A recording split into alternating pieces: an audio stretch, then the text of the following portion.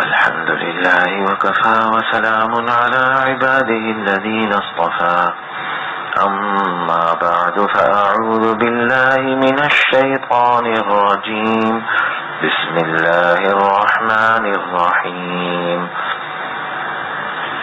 قالوا إنا تطيرنا بكم لئن لم تنتهوا لنرجمنكم وليمسنكم منا عذاب أليم قالوا طائركم معكم أئن ذكرتم بل أنتم قوم مسرفون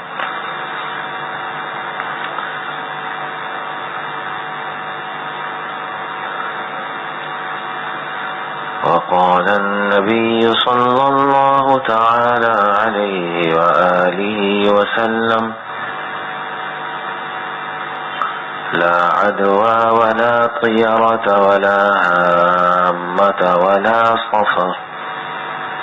وقال النبي صلى الله تعالى عليه وآله وسلم الطيرة شرك قاله ثلاثا.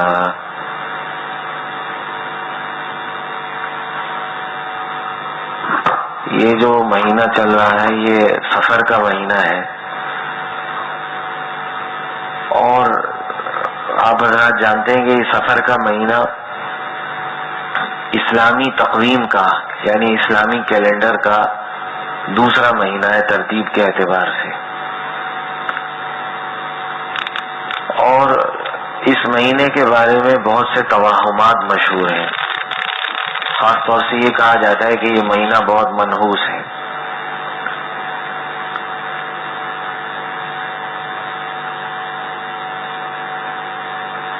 تو یہ احادیث سے روایات سے پتہ چلتا ہے کہ یہ آج کا نہیں ہے مسئلہ، یہ حضور صلی اللہ تعالی علیہ وسلم کے دور میں بھی تھا، اسی لیے حضور نے تردید فرمائی، سفر کے مہینے کی نحوست کی تردید فرمائی. تو یہ سفر کا مہینہ،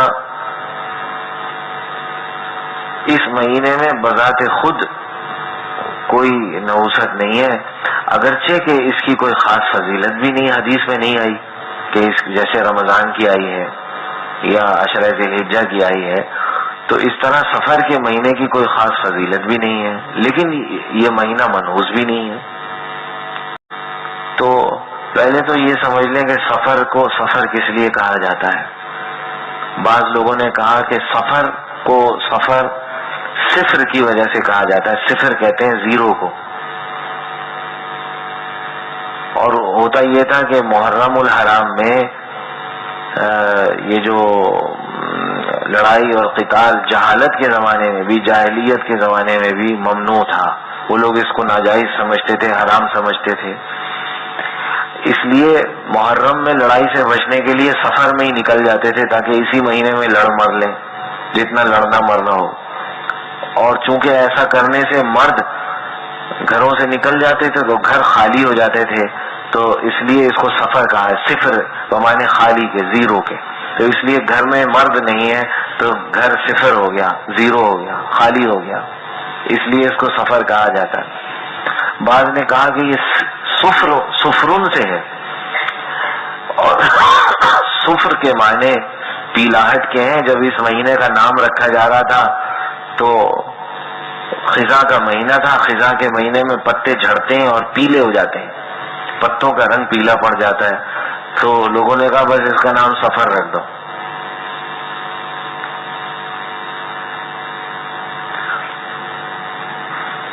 تو یہ تو اس کی وجہ تسمیہ ہوئی.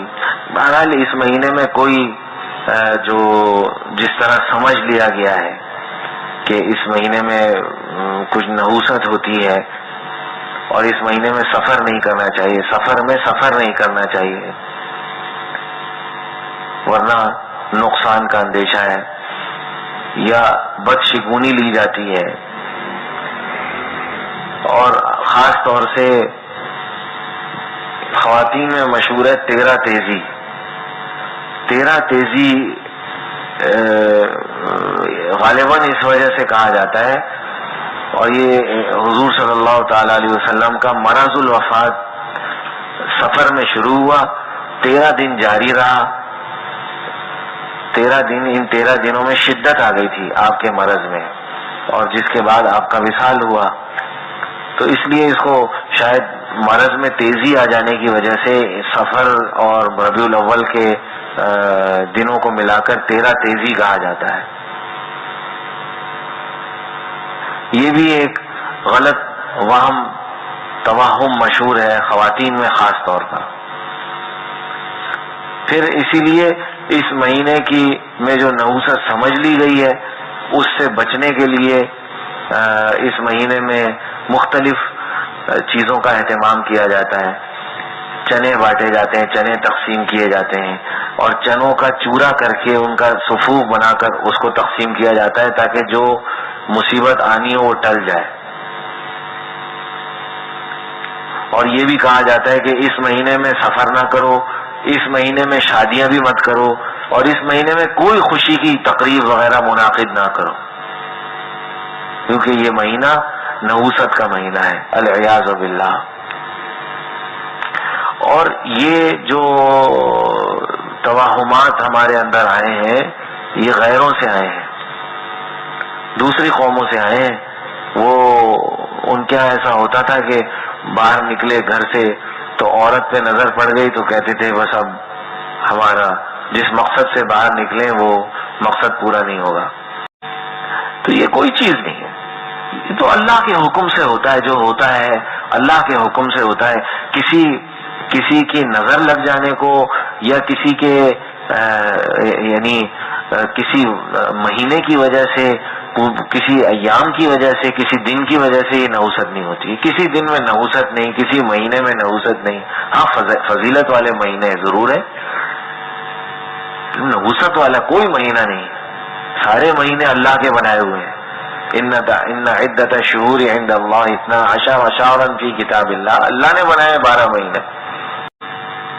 لہذا یہ جو باتیں مشہور ہیں کہ اس مہینے میں سفر نہ کرو، شادیاں نہ کرو، کوئی خوشی کی تقریب نہ کرو، یہ بالکل غلط ہے. اور غالباً یہی وجہ ہے کہ سفر کے مہینے کے ساتھ ہمارے علماء فقہاء نے 2 الفاظ استعمال کیے ہیں. بعض فقہاء علماء نے لکھا ہے سفر الخیر، اور بعض نے کہا ہے سفر المظفر. سفر الخیر کہ بعض لوگ کہتے ہیں یہ شر کا مہینہ ہے، اس وقت کہا جاتا تھا کہ یہ شر کا مہینہ ہے، اس لیے علماء نے سفر کے ساتھ خیر کا لفظ، کہ تم کہتے ہو یہ شر کا مہینہ ہے، اس میں شرور بہت زیادہ ہیں، خرابیاں بہت زیادہ ہیں، ہم کہتے ہیں خیر کا مہینہ ہے. اس کی صفت کے طور پہ خیر کا لفظ ہمارے یہاں بھی لکھا جاتا ہے، استعمال ہوتا ہے. یا آپ اخبارات میں دیکھ لیجئے، بعض اخبارات میں سفر الخیر لکھا ہوا نظر آئے گا جب تاریخ اسلامی تاریخ ہو. اور یا سفر المظفر، مظفر کے معنی کامیابی سے بھرا ہوا، چونکہ لوگ کہتے تھے یہ ناکامی کا مہینہ ہے، اس میں جو کام شروع کرو گے اور کسی کام کی بنیاد رکھو گے ناکام ہو جاؤ گے، اس میں شروع نہیں کرنا. تو اس کو فرمایا سفر المظفر، کامیابی سے بھرا ہوا مہینہ. کہ تم لوگ یہ کہتے ہو، ہم یہ کہتے ہیں، اس کا الٹ کیا. اس لیے سفر کے بارے میں جو یہ کہا جاتا تھا کہ شر کا مہینہ ہے، تو اس وقت کے علماء نے آج تک یہ چلا آ رہا ہے، انہوں نے سفر کے ساتھ خیر کا لفظ لگا دیا، سفر الخیر. تم کہتے ہو شر کا مہینہ، ہم کہتے ہیں خیر کا مہینہ ہے، اس کا الٹ کیا. اور تم کہتے ہو اس میں جو کام کرو گے اس میں ناکامی ہوگی، نحوست کا سامنا کرنا پڑے گا، ہم کہتے ہیں سفر المظفر. یہ دوسرا لفظ لگایا بعض فقہاء نے، سفر المظفر، کامیابیوں سے بھرا ہوا سفر، یعنی کامیابیوں سے بھرا ہوا مہینہ. اس مہینے میں سفر نہ کرو، اس مہینے میں کوئی خوشی کی تقریب نہ کرو، محفل نہ کرو، شادی بیاہ نہ کرو، کسی کام کا آغاز نہ کرو ورنہ ناکامی ہوگی. بس یہ چیزیں مشہور تھی. آج بھی ایسے ہی ہے، ایسے ہی کہا جاتا ہے. تیرا تیزی مشہور ہے، سفر کا مہینے کے بارے میں کہا جاتا ہے بھائی دیکھو احتیاط رکھو، اور چنے بانٹے جاتے ہیں وغیرہ وغیرہ، اور مختلف اعمال کیے جاتے ہیں. سورہ بقرہ کا ختم کرایا جاتا ہے، آیت الکرسی کا خاص ورد کیا جاتا ہے، اور مختلف آیات ہیں جیسے وہ آیت کریمہ جس کو کہا جاتا ہے لا الہ الا انت سبحانک انی کنت من الظالمین، حالانکہ یہ پوری آیت بھی نہیں ہے، یہ آیت کا جز ہے. تو یہ پڑھا جائے. دیکھیں ان کے پڑھنے میں سورہ بقرہ بہت بڑی فضیلت ہے. ان البیت الذی تقرأ فیہ البقرہ لا يدخلہ الشیطان، جس گھر میں سورہ بقرہ پڑھی جائے شیطان اس گھر میں نہیں داخل ہوتا. تو یہ کم فضیلت ہے. سورہ بقرہ جس گھر میں پڑھی جائے اس میں شیطان داخل نہیں ہوتا. اور کہنے والا کون ہے؟ سرور عالم سید الانبیاء صلی اللہ تعالی علیہ وسلم. تو اس کی فضیلت سے انکار نہیں ہے، لیکن اس کو کس تناظر میں پڑھا جا رہا ہے کہ سفر کی نحوست سے بچنے کے لیے پڑھا جائے. بھائی سفر میں نحوست ہی کب ہے جو آپ اس کو اس طرح پڑھ رہے ہیں؟ تو اس سورت کی فضیلت سے اور اس کی برکات سے انکار ہرگز نہیں. یا آیت کریمہ کی جو فضیلت ہے اور جو اس کی تاثیر ہے اس سے انکار نہیں ہے. اور کیا یہ جو ہے آیت الکرسی قرآن میں سب سے بڑی فضیلت کی آیت یہی آیت ہے. حضرت ابی ابن کعب رضی اللہ تعالیٰ عنہ سے روایت ہے، حضور صلی اللہ تعالی علیہ وسلم نے فرمایا بتاؤ ابی قرآن کی سب سے بڑی فضیلت کے اعتبار سے سب سے بڑی آیت کون سی ہے؟ تو انہوں نے عرض کیا کہ اللہ و رسول عالم، اللہ اور اس کے رسول بہتر جانتے ہیں. حضور نے فرمایا نہیں بتاؤ کون سی ہے. 2 مرتبہ ایسا ہی ہوا، حضور نے سوال پوچھا، انہوں نے کہا کہ اللہ اور اس کا رسول بہتر جانتے ہیں. جب تیسری مرتبہ پوچھا تو یہ سمجھ گئے کہ حضور میری زبان سے سننا چاہتے ہیں، سمجھ گئے. تو عرض کیا آیت الکرسی. تو حضور صلی اللہ تعالی علیہ وسلم نے دعا دی کہ اللہ تعالیٰ تمہارا علم تم کو مبارک کرے. گویا کامیاب ہو گئے، امتحان میں کامیاب ہو گئے. آیت الکرسی فضیلت کے اعتبار سے قرآن کریم کی سب سے بڑی آیت ہے. تو اس کی فضیلت سے کون انکار کر سکتا ہے؟ لیکن اس کو کس تناظر میں پڑھا جاتا ہے کہ سفر کی نحوست دور کرنے کے لیے پڑھا جا رہا ہے. سفر شر کا مہینہ اس کے شر سے بچنے کے لیے پڑھا جا رہا ہے. ناکامیوں اور نحوست کا مہینہ اس سے بچنے کے لیے اس کا ورد کیا جائے. تو دیکھیں یہ کہیں سے ثابت نہیں، اس طرح پڑھنا کہیں سے ثابت نہیں، یا اس کا اس طرح ختم کروانا کہیں سے ثابت نہیں. اور یہ سفر کے مہینے میں سفر نہ کیا جائے یہ بھی کہیں سے ثابت نہیں. تو یہ سفر میں پھیلی ہوئی خرابیاں ہیں. اسی لیے حضور صلی اللہ تعالی علیہ وسلم نے، اچھا یہ مختلف زمانوں میں خرابیاں مختلف تھیں. اس زمانے میں بھی سفر کے بارے میں توہمات مشہور تھے، اس لیے حضور صلی اللہ تعالی علیہ وسلم نے صاف فرمایا، صاف کہ لا عدوا ولا طیرۃ ولا حامۃ ولا سفر، کہ یہ جو متعدی بیماری ہو جاتی ہے، بیماری ایک سے دوسرے کو لگتی ہے، یہ کوئی چیز نہیں ہے. ولا طیرہ، اور بدشگونی لینا. سامنے آج کوا آ کے بولا تھا صبح کو تو مہمان آئے گا کوئی، یہ بھی غلط ہے. اور کہیں باہر نکلے تو کالا کتا نظر آیا تو اس سے بدشگونی لی کہ اب ہم اپنے مقصد میں کامیاب نہیں ہوں گے، نحوست ہوگی. اور اگر کھانے کے فوراً بعد لیٹ گئے تو یہ سارا کا سارا کھانا کتے کے پیٹ میں چلا جاتا ہے. اور کینچی کو خالی چلایا جائے، اس سے کپڑا وغیرہ کاغذ نہ کاٹا جا رہا ہو، صرف کینچی چلائی جا رہی ہو، تو اس سے گھر میں لڑائیاں ہوتی ہیں ایسا کرنے سے. تو یہ مختلف چیزیں ہیں، وہ توہمات ہیں جو ہمارے ہاں رائج ہیں، اور تفصیل کا موقع نہیں ہے. اغلاط العوام آپ دیکھ سکتے ہیں، اس میں جو اس کا نیا ایڈیشن ہے اس میں حضرت مولانا مسیح اللہ خان صاحب رحمۃ اللہ علیہ نے اس میں اضافے بھی فرمائے ہیں. تو وہ اغلاط العوام کے نام سے اس کو شائع کیا گیا ہے. تو یہ جو توہمات ہمارے درمیان رائج ہیں، فرمایا ولا طیرہ، اس کی کوئی حقیقت نہیں ہے. ولا حامہ، اور الو کو جو نحوست کی علامت سمجھا جاتا ہے یہ بھی غلط ہے، اور ولا سفر، اور سفر کے مہینے کے بارے میں جو توہمات اور جو غلط باتیں مشہور ہیں حضور کے زمانے میں معلوم ہوا وہاں اس وقت بھی تھی، تو حضور نے فرمایا یہ کوئی چیز نہیں ہے۔ اور ایک روایت میں 3 مرتبہ فرمایا الطیارۃ الشرک، الطیارۃ الشرک، الطیارۃ الشرک، بدشگونی لینا شرک ہے، بدشگونی لینا شرک ہے، بدشگونی لینا شرک ہے۔ دیکھ کرتے اللہ ہے، تم یہ کیا کہہ رہے ہو کہ اس کتے کی وجہ سے نحوست ہو گئی، ہم کامیاب نہیں ہوئی، کالا کتا آ گیا۔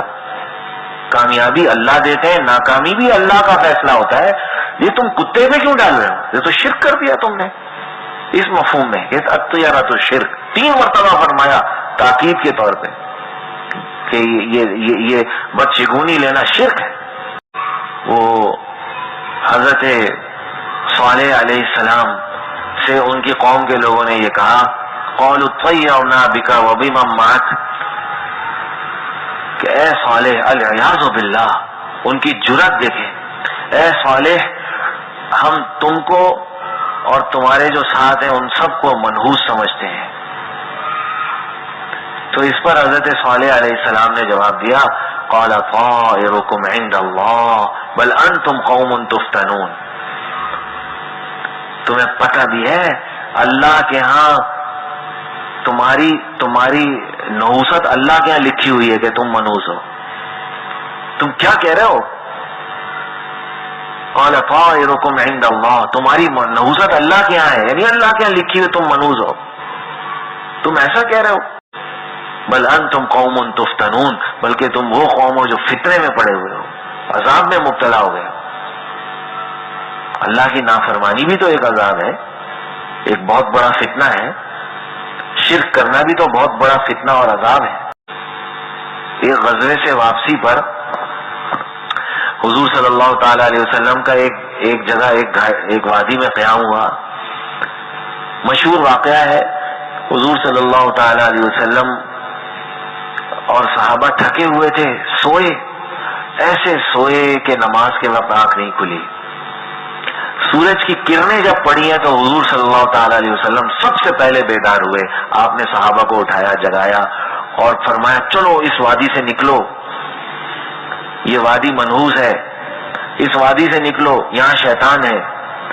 اور اس وادی سے نکلنے کے بعد جب اس کی حدود سے نکلے پھر پڑاؤ ڈالا گیا وقتی طور پر، اور پھر اذان دے کر نماز پڑھی گئی۔ حضرت بلال نے اذان دی، حضور صلی اللہ تعالی علیہ وسلم نے نماز پڑھائی، قضا کی جماعت ادا کی، جماعت قضا نماز ادا کی گئی۔ ہمارے بزرگوں نے، حکیم الامت فرماتے ہیں، حکیم الامت، کہ اللہ نے یہ نماز قضا کروائی حضور صلی اللہ تعالی علیہ وسلم سے۔ اگر یہ نماز قضا نہ ہوتی، ایک بھی نماز حضور کی زندگی میں قضا نہ ہوتی تو شاید لوگ خودکشی کر لیتے کہ حضور کی تو ایک نماز بھی قضا نہ ہوئی، میری تو کتنی نمازیں قضا ہو گئیں، لوگ مایوس ہو جاتے۔ اللہ نے اپنے نبی کی نماز بھی قضا کروا دی تاکہ میرے امتی تو کبھی اگر نماز قضا ہو جائے تو کوشش اپنی پوری کرو، مگر اللہ سے معافی بھی مانگو اللہ سے، مگر ایسا نہ ہو جاؤ کہ ایمان کو ہی چھوڑ بیٹھو، دل برداشتہ ہو جاؤ اور ہمت ہی ہار بیٹھو کہ آئندہ نماز ہی پڑھنی چھوڑ دو، ایسا نہ کرو۔ دیکھو حضور کی بھی نماز قضا ہوئی تھی، اور چونکہ وہ نیند کی وجہ سے ایسا ہوا اس لیے نیند کی وجہ سے ایسا ہونے میں کوئی گناہ نہیں ہوا۔ بس یہ بہت بڑی حکمت ہے کہ حضور صلی اللہ تعالی علیہ وسلم کی نماز قضا ہوئی، صحابہ کی نماز قضا ہوئی، اور پھر باجماعت قضا نماز پڑھی گئی۔ تو اس پر حضور نے فرمایا یہ وادی منحوس ہے، یہاں سے نکلو، یہاں شیطان ہے۔ اب بتائیے کتنے گھر منحوس ہیں جہاں پہ نماز نہیں پڑھی جا رہی؟ اس روایت سے تو یہی پتہ چلا نا، تو کتنے گھر منحوس ہیں یا نماز نہیں پڑھی جا رہی؟ تو وہ جو امام غزالی رحمۃ اللہ علیہ نے فرمایا کہ 40 بے نمازی کی نحوست 40 گھروں تک جاتی ہے، تو امام غزالی نے اس کی تشریح فرمائی ہے کہ 40 گھر ایسے تھوڑی، 40 گھر دائیں، 40 بائیں، 40 آگے، 40 پیچھے، 40 گھر کا ریڈیس، اس کو کہتے ہیں ریڈیس کور کرتا ہے، 40 گھر دائیں بائیں آگے پیچھے اس کی نحوست جا رہی ہے۔ تو کتنے گھر ہیں؟ اصل نوست تو یہ ہے، سفر کا مہینہ منحوس ہے۔ یہ کیسی بے وقوفی کی باتیں ہیں، اور اپنی نوست جو ہمارے اندر گھسی ہوئی ہے اس کو ہم بھول گئے۔ اللہ اللہ اللہم لا خیر الا خیرک ولا طیر الا طیرک۔ حضور صلی اللہ تعالی علیہ وسلم نے دعا فرمائی، اے اللہ کوئی خیر نہیں، کسی خیر کی ہمیں توفیق نہیں ہو سکتی جب تک کہ آپ اس خیر کی توفیق نہ دیں، کوئی خیر ہی نہیں جب تک کہ آپ کی طرف سے فیصلہ نہ ہو، اور کوئی بدشگونی نہیں، وہ آپ کی طرف سے فیصلہ ہو۔ کسی چیز میں نحوست آپ ڈال دیں، کسی کو آپ منحوس فرما دیں، تو اس کے حق میں وہ ایام، وہ وقت منحوس ہو جاتا ہے۔ حکیم الامت فرماتے ہیں کہ مومن کی سب سے منحوس گھڑی وہ گھڑی ہے جس کو وہ اللہ کی نافرمانی میں گزارتا ہے، یہ اس کے حق میں منحوس گھڑی ہے۔ کتنی دفعہ ہم نے حضرت والا رحمہ اللہ سے یہ جملہ سنا، حکیم الامت فرماتے ہیں مومن کی سب سے منحوس گھڑی وہ گھڑی ہے جو وہ اللہ کی نافرمانی میں گزارتا ہے۔ جو گھڑیاں منحوس ہو جاتی ہیں جو اللہ کی نافرمانی میں گزاری جائیں اور توبہ نہ کی جائے، تو نحوست اپنے اعمال میں ہوتی ہے، کسی دن میں نہیں ہوتی یا کسی مہینے میں نہیں ہوتی جیسے کہ آج کل مشہور ہو گیا ہے، کسی وقت اور کسی جگہ میں نہیں ہوتی۔ ہاں وہ جگہ منحوس ہو جاتی ہے جہاں اللہ کی نافرمانی کی جائے، جیسے وہ جگہ بابرکت ہو جاتی ہے جہاں اللہ تعالیٰ کی اطاعت کی جائے۔ جس زمین پر نافرمانی کی جائے وہ زمین منحوس ہو جاتی ہے نافرمانی کی وجہ سے، بذات خود زمین کے اندر تاثیر نہیں، اعمال کی وجہ سے۔ جیسے حضور نے فرمایا کہ یہ وادی منحوس ہے، یہاں شیطان کا تسلط ہے، یہاں سے نکلو، وہاں سے نکل کر پھر قضا نماز ادا فرمائی، یہ بتانے کے لیے کہ دیکھو یہاں نہیں پڑھو نماز۔ تو بس بھائی اللہ سبحانہ و تعالی ان توہمات سے اور ان بدشگونیوں سے اللہ سبحانہ و تعالی ہماری حفاظت فرمائے، اور یہ جو خاص طور پہ ہماری خواتین میں یہ چیزیں رائج ہوتی جا رہی ہیں اور ان کا یہ رواج پڑتا جا رہا ہے، اللہ تعالیٰ اس سے ہماری خواتین کی بھی حفاظت فرمائے، مردوں کی بھی، بچوں کی بھی، پورے معاشرے کو اس سے محفوظ فرمائے، اس سے محفوظ فرمائے، اس سے محفوظ فرمائے۔